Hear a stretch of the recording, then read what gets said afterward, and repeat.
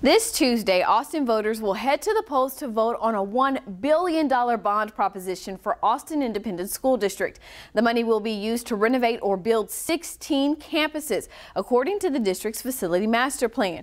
Supporters say it will bring 21st century learning spaces to students, while opponents argue the price tag is steep and that money could be better used. In Texas this week, we hear from both sides.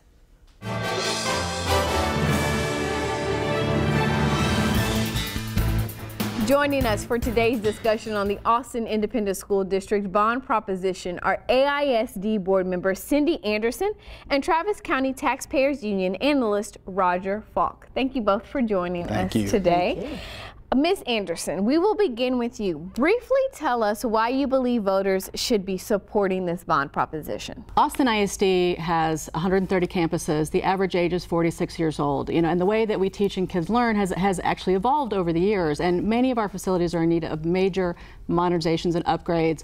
And this bond allows us to do just that, as well as to provide something for every school and every child. And Mr. Falk, briefly tell us your opposition to the bond. No one can borrow $1 billion in interest and not have to pay it back and have taxes raised to do that. We know a lot of the facilities, they're complaining about maintenance issues, but yet this community has put hundreds of millions of dollars into maintenance over the last 5 years, and everything's supposedly broken. Where has that money gone? We're very concerned about the management of the maintenance department at AISD and the fiscal management of the huge amount of money that the taxpayers put into this.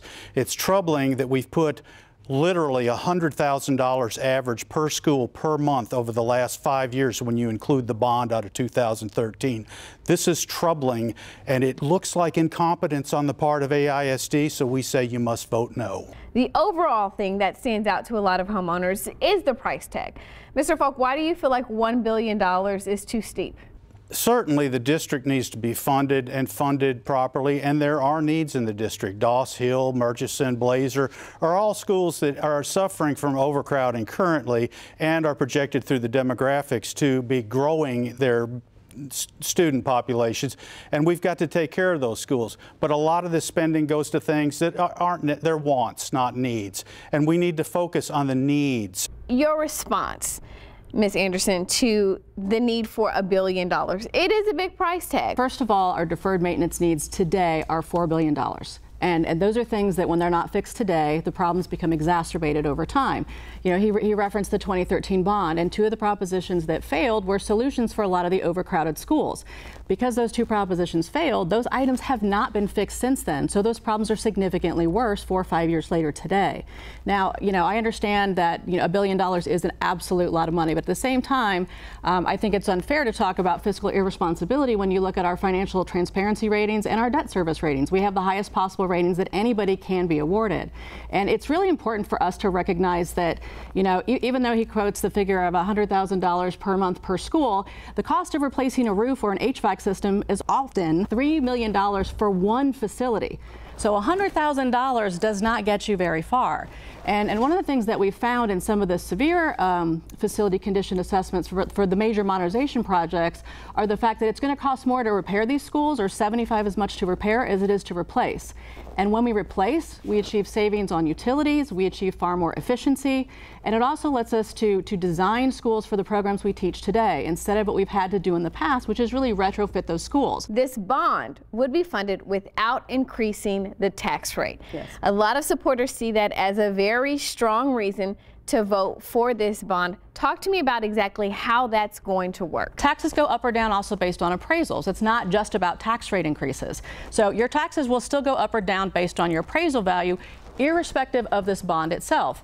The language, which I'm sure you're going to reference because Don Zimmerman did it in a previous panel, there is some legal wording that is required by the ballot proposition language that essentially says if all your assumptions are wrong, and if you look at the history of our assumptions, which have been very conservative, and we've been very spot on in terms of what impact our taxpayers will or won't see, then it does allow us to raise the INS rate in order to fund that debt. It does not allow us to raise the M&O rate, which is the bigger portion of the rate.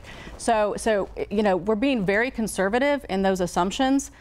Taxes are going to go up no matter what. This gives our taxpayers and the folks in this community an enormous opportunity to make a huge impact to our schools and essentially take care of 25% of what's going on right now. Mr. Falk, you have said that while the statement that this will be funded with no tax rate increase is true, you feel like it is misleading. Talk to us about that. It's disingenuous.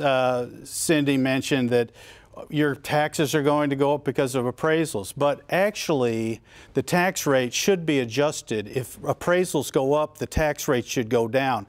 We have to live within the means of our budgets at our home. The tax rate can go down as appraisals go up, and if appraisals go down, the tax rate should go up. But taxing entities, particularly school districts, have gotten into this very bad habit in our supercharged, overheated environment of real estate of taking advantage of these appraisal increases, and they hit right up to the rollback rate. People hear no tax rate increase, and they comprehend no tax increase.